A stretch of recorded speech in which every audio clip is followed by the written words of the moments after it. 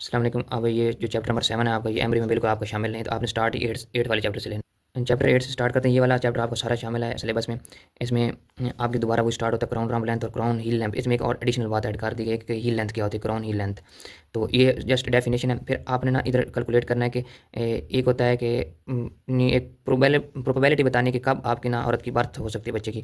तो वो कौन से डेज होते हैं, कौन से फर्टिलाइजेशन के डेज स्टार्ट करना है आपने, या आपने स्टार्ट करना है जब उसके मेंसेस बंद हुए। तो ये वाली ये जो लाइन लिखी हुई है ये आपने रीड कर लेनी प्रॉपर, और बेस्ट कौन सी है।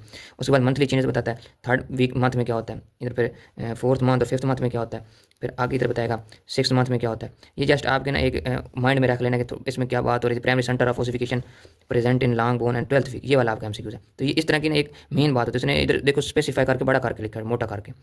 तो ये वाली चीज़ होती है। इधर फिर हर्निएशन लिखी हुई है किस वीक, ये वाली आती है 6 वीक में ना हर्निएशन होती है इंटेस्टाइनल लूप के अम्बिलिकल कॉर्ड में। ये वाला वैसे बहुत इंपॉर्टेंट पैरामीटर है, ये आगे भी देखेंगे। ये हर्निएशन के लिए 6 वीक की वैल्यू याद कर लेनी। ये वाली 12th और 6 वीक, ये दो चीज़ें पता होनी चाहिए। बाकी 5th और 6 वीक में आपको पता होना चाहिए ये जो पहला हेयर बनता है उसका क्या नाम होता है, बच्चे में जब हेयर बनना शुरू हो जाते हैं। तो ये जो उसने प्रोमिनेंट करके चीज़ें लिखी होती है ना थोड़ी, वो इंपॉर्टेंट होती हैं। उसके बाद ये 6 वीक में लिखा हुआ ये आपने जस्ट रीड मारना है, आपको समझ आ जाएगी। उसके बाद आगे टेबल बना हुआ हमारे पास। टेबल में ना कौन सी डेज में या कौन सी वीक में स्पेसिफिक चीज़ें बन रही हैं, टेस्ट बर्ड कब अपेयर होती हैं, स्वेलिंग कौन स्टार्ट करता है, respiratory movement, eye sensitive to light कब होती हैं। तो ये वाली लिखी हुई है ये आपने एमसीक्यूज में करने। उसके बाद जितना बाकी लिखा हुआ है जस्ट आपका इधर कुछ लिखा हुआ है, अगर 6 to 7 मंथ में बच्चे की बर्थ हो रही है तो कितने % चांस है प्रेगनेंसी बच्चा सर्वाइव कर जाए। ये आपके नॉलेज के लिए चीज़ है। इधर इधर लिखा हुआ वरने की सोजा की होता है, ये आपका ना वाइवा का वाइवा है। ये बच्चे में ना सिक्योरिटी प्रोडक्ट होता है, स्पीशियस ग्लैंड से वाइट अपेयरेंस होते हैं, जो आपने वाइवा में बताना है इंटरव्यूट्राइन में, ये आपका ये वाला। उसके बाद जब बच्चा पैदा होता है तो उसकी नॉर्मल जो वेट होता है ना ये आपको बताओ। ये क्योंकि बच्चे पैदा होते हैं तो वो उसका वेट कम भी होता है, तो ज़्यादा भी होता है। तो आप से घर वाले भी पूछ सकते हैं कि ये बच्चा पैदा हमारा इतना वेट बना है, तो आप डॉक्टर साहब में बता दें तो आपको नॉर्मल वेट का बताओ बच्चे का, ठीक है। उसके बाद इधर देखो CRL उसने दोबारा जब बच्चा पैदा होता है उसने सेंटीमीटर में दी, अगर आपने पीछे में पढ़ी होगी पिछले चैप्टर में। अब टाइम ऑफ बर्थ क्या होता है ये आपने जस्ट रीड करना है कि इसमें क्या हो रहा है, क्या चीज़ें चेंजेस आएंगी। ये आपका ना जस्ट नॉलेज के लिए चीज़ है। इधर से शायद कोई वो MCQ पूछ ले, अदरवाइज ये आपका नॉलेज है सारा। इसमें मेन चीज़ होती है कि इधर अल्ट्रासाउंड एक औरत करवा रही होती है, और BPD डायमीटर होता है। ये क्या ये वाली जो 2-3 चीज़ें हैं ना इधर, ये आपके MCQs हैं कि अल्ट्रासाउंड कौन से वीक्स में कराना है, ये बहुत दफ़ा पूछा गया है। और उसके बाद ये BPD डायमीटर वगैरह जो ये क्या होता है, ये दो चीज़ें उसने MCQs में बहुत दफ़ा टच की हैं। इनको सही से पढ़ लेना। ये आपके ना एक आगे भी चैप्टर आएंगे लास्ट पे, तो वो उसमें भी आपको हेल्प मिलेगी, जो आप 9th चैप्टर पढ़ेंगे उसमें भी। देन आप हम नेक्स्ट पेज पे देखते हैं। इसमें क्लिनिकल जितने भी क्लिनिकल के बॉक्सेस आएंगे ना वो आपने नहीं छोड़ने। इसमें लो बर्थ वेट बेबी उसका वेट पता होना चाहिए। उसके बाद इसमें जो IUGR intra uterine growth restriction क्या होती है, इधर इसने सारे फैक्टर लिखेंगे। यहाँ से IUGR स्टार्ट हो रहा है, IUGR की डेफिनेशन आपको पता हो। इसके इधर आगे रिस्क फैक्टर भी उसने लिखे होंगे। ये यहाँ पे मजीद इंक्रीज रिस्क फैक्टर बच्चे में क्या क्या चीज़ें आ सकती हैं अगर वो IUGR है। इधर IUGR की काज उसने लिखी होंगी कि मदर को क्या क्या चीज़ें होती हैं, तो हो सकता है ये बारकर हाइपोथेसिस वगैरह का पता हो क्या होता है। उसके बाद सबसे जो चीज़ आपको टच मेन है ना, वो ये वाली चीज़ें कॉजेटिव फैक्टर इंक्लूड। ये जितने भी उसने कॉजेटिव फैक्टर लिखे हैं ना, ये आपने IUGR में डाल देने हैं, इंट्रायूट्राइन ग्रोथ रिस्ट्रिक्शन में। फिर दो तरह के फैक्ट होते हैं। एक बच्चे में ग्रोथ के लिए ग्रोथ हार्मोन होता है, उसने दो तरह से काम करना था कि जब बच्चा भी पैदा नहीं हो उसमें भी उस टाइम ग्रोथ करवा रहा है, जब बच्चा पैदा होगी तो उस टाइम ग्रोथ करवा रहा है। इसमें एक लॉरेन डॉर्विज्म, ये वाला वाइवा में लास्ट टाइम क्वेश्चन आया था कि ये डिफॉर्मिज्म क्या होती है, लॉरेन डिफॉर्मिज्म किस चीज़ में डिफेक्ट होता है। तो यहाँ से ना ये चीज़ आपने सही से पढ़नी है। ये वाला जो पैराग्राफ है ना कि बच्चे में ग्रोथ हार्मोन क्या कैसे काम करता है, वो ग्रोथ हार्मोन लीवर पे एक्ट करता है और इंसुलिन लाइक ग्रोथ फैक्टर 1 बनाता है जिससे वो काम करता है। बाद में ग्रोथ हार्मोन जब बच्चा पैदा हो चुका था तो उसके रिसेप्टर का मसला होता है, तो उससे ये लॉरेन डार्विज्म हो जाता है। ये वाली चीज़ उसमें आपने बतानी। फिर placenta membrane and fetal membranes, ये वाला वैसे चैप्टर अगर SCQs के लिए देखा जाए तो बहुत इंपॉर्टेंट था, बहुत दफ़ा ऐसे SCQs आता है। लेकिन यहाँ पे ना आपने चीज़ें बतानी है, चीज़ें इंट्रोफोब्लास्ट पीछे भी एक दफ़ा आपने चीज़ें पढ़ी हैं, primary scan tertiary chronic villous वगैरह, वही चीज़ें दोबारा इसमें ना डिटेल से बताई। आपने ये सारा ऐसे रीड करते जाना है कि क्या क्या ये सेंसिटियल नॉट्स क्या होते हैं। ये वाइवा का आपका वाइवा है, आपने देख लेना कि सेंसिटियल नॉट्स कैसे बनते हैं। अच्छा, उसके बाद नेक्स्ट पेज पे एक होता है, हम आप आज तक बहुत सी चीज़ें सुनी कि हम एक होता है कि ब्लड ब्रेन बैरियर या प्लेसेंटा बैरियर क्रॉस कर गई ये चीज़। ये प्लेसेंटा बैरियर कौन से फैक्टर बना रहे हैं, ये वाइवा का क्वेश्चन है। बाद में प्लेसेंटा बैरियर इन दो फैक्टर पर मुश्तमिल हो जाता है। ये दो, ये तो आपने रट लेना है कि इस प्लेसेंटा बैरियर बना कैसे। उसके बाद एक सबसे बड़ी कॉमन जो डिजीज़ होती है प्री इक्लम्शिया होता है वुमेन्स में। प्री इक्लम्शिया ये वाइवा में बहुत दफ़ा पूछते हैं और औरतें बहुत ज़्यादा प्रेजेंट करती हैं इस कंडीशन के साथ। इसमें प्रोटीन यूरिया, ये इसकी ना प्री इक्लम्शिया को डिटेल से आपने पढ़ना है, कौन से वीक्स में होता है। ये थोड़ा मैटर करता है इसका, ये टीचर ने बहुत स्पेसिफिक बताते हैं कि 20-20 वीक के बाद और होता है। उसके बाद ये वाला एमसीक्यूज हमें आया था कि परिक्लमशिया आल्सो कॉमन या करंट वुमन हैड डिफॉर्म मोल, ये सेम एमसीक्यूज हमें पेपर में आया था ये लाइन, तो आपने ये भी देख लेनी है। उसके बाद इसके पार्ट्स होते हैं, आपको पता होना चाहिए क्रॉनिक फ्रोंडोसम क्या होता है, क्रॉनिक लेवी क्या होता है, डिसूडिया, ये डिसूडिया वाला ये मेरा वाइवा का क्वेश्चन था कि डिसूडिया की डेफिनेशन बताएं, डिसूडिया इसके पार्ट्स बताएं, डिसूडिया बेजेलिस, डिसूडिया डिसूडियल कैप्सुलरिस, डिसूडियल प्रिटेलिस, ये तीन आपने इसकी डिटेल बतानी। आप देखेंगे डायग्राम में तो आपको अच्छे से समझ आ जाएगा। अच्छा, उसके बाद स्ट्रक्चर ऑफ प्लेसेंटा, ये वाइवा में आता है। इसके स्ट्रक्चर दो तरह के होते हैं, टू कंपोनेंट होते हैं, एक फीटल होता है, एक मैटरनल होता है। अब फीटल में कौन सी चीज़ें आ जाती हैं वो बतानी है, और मैटरनल में कौन सी चीज़ें वो बतानी है, ये हो जाएगा आपका। उसके बाद फुल टर्म प्लेसेंटा, ये रीड करना है, इसकी डेफिनेशन आपने बता देनी, फुल टर्म प्लेसेंटा क्या होता है।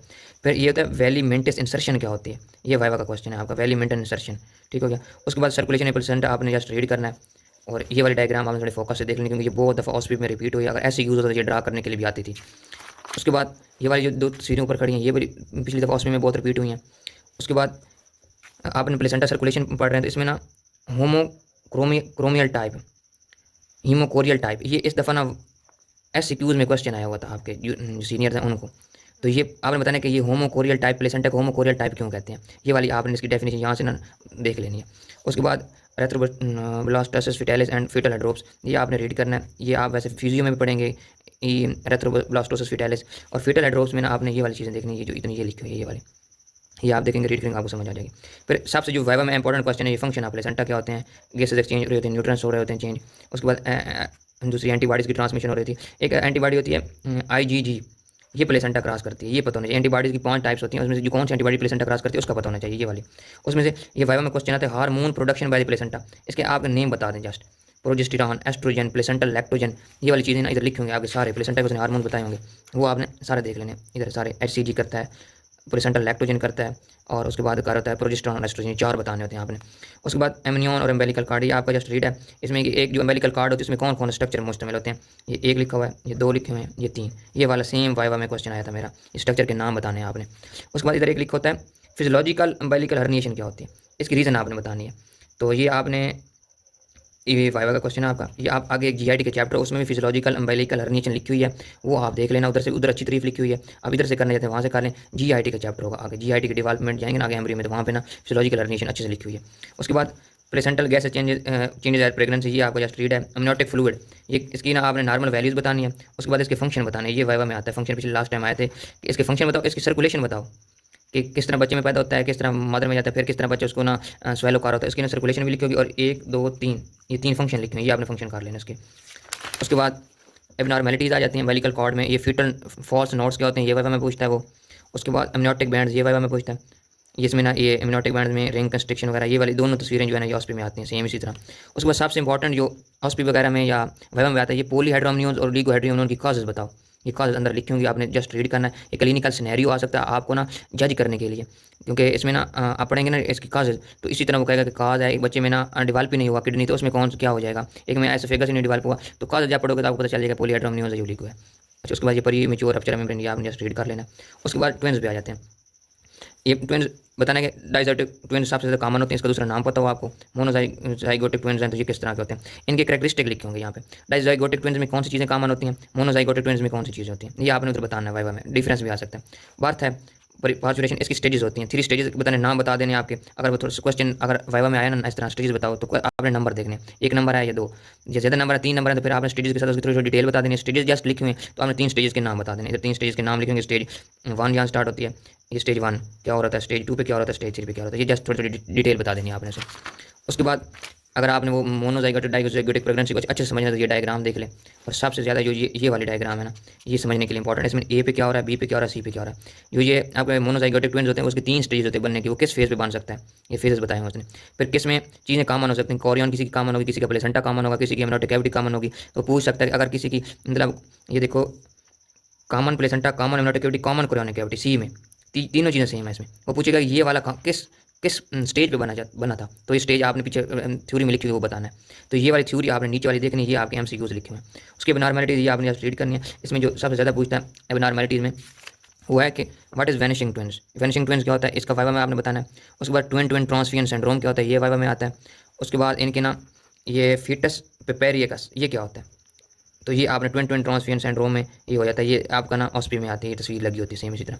उसके बाद आपने बताना इधर एक होगा ये कंजुआइंट जो होते हैं ना ये सिंड्रोम, ये वाले जो बच्चे हैं मतलब थेरोपेगस, पायोपेगस, क्रीनियोपेगस, ये कंजुआइंट क्रीनियोपेगस सिंड्रोम, इसको कंजुआइंट सिंड्रोम भी कहते हैं, कंजुआइंट ट्विन्स। तो इसके नाम बताने आपने, ये कौन से तीन होते हैं, ये वाइवा मेरा क्वेश्चन था वाइवा में ये वाला। उसके बाद प्रीमेच्योर बर्थ, ये आपने जैसे रीड कर लेना कि इसमें प्रीमेच्योर बर्थ में काउज ऐसी चीज़ें हैं कि कौन चीज़ रप्चर हो रही है, प्रीमेच्योर बर्थ की काजेज वगैरह क्या हैं। तो ये जहाँ पे आपका चैप्टर एंड होता है।